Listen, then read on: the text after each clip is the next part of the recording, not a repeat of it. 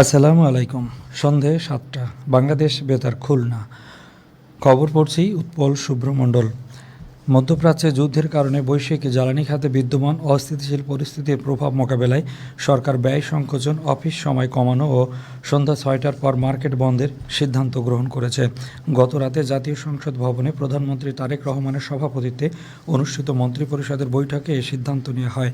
বৈঠক শেষে সংসদ ভবনের মিডিয়া সেন্টারে এক সংবাদ সম্মেলনে মন্ত্রিপরিষদ সচিব নাসিমুল গনি জানান, মন্ত্রিসভার সিদ্ধান্ত অনুসারে আগামী রবিবার থেকে সরকারি বেসরকারি সব অফিস সকাল ৯টা থেকে বিকেল ৪টা পর্যন্ত এবং ব্যাংকিং কার্যক্রম সকাল ৯টা থেকে বিকেল ৩টা পর্যন্ত চলবে। ব্যাংক বন্ধ হবে বিকেল ৪টায়। এদিকে আজ থেকে দেশের সব ধরনের শপিং মল ও মার্কেট সন্ধ্যা ৬টার পর বন্ধ রাখতে হবে।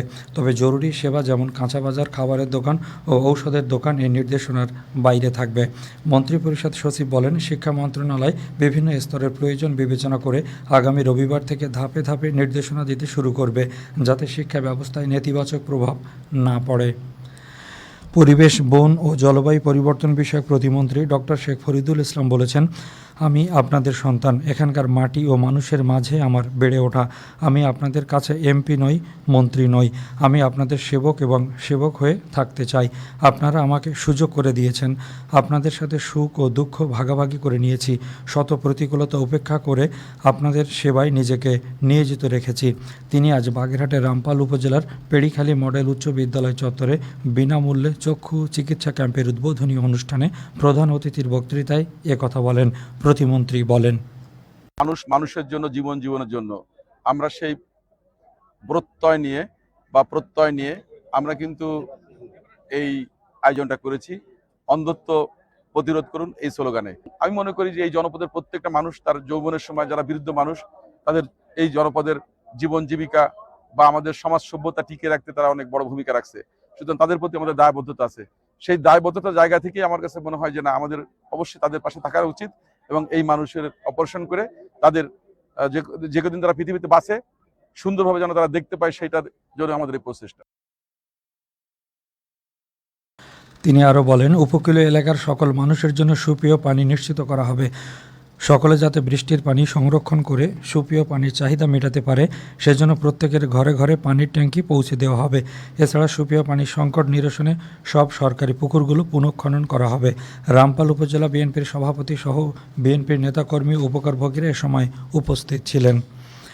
চলতি খরিফ মৌসুমে কৃষি প্রণোদনা কর্মসূচির আওতায় যশোরের অভয়নগর উপজেলা পরিষদ চত্বরে আজ কৃষকদের মধ্যে মুগ ও তিল বীজ এবং সার বিতরণ করা হয়। এ সময় ৩০ জন কৃষকের মধ্যে 5 কেজি মুগ বীজ, 10 কেজি ডিএপি সার ও 5 কেজি এমওপি সার দেওয়া হয়। এছাড়া 60 জন কৃষকের মধ্যে 1 কেজি তিল বীজ, 10 কেজি ডিএপি ও 5 কেজি করে এমওপি সার দেওয়া হয়।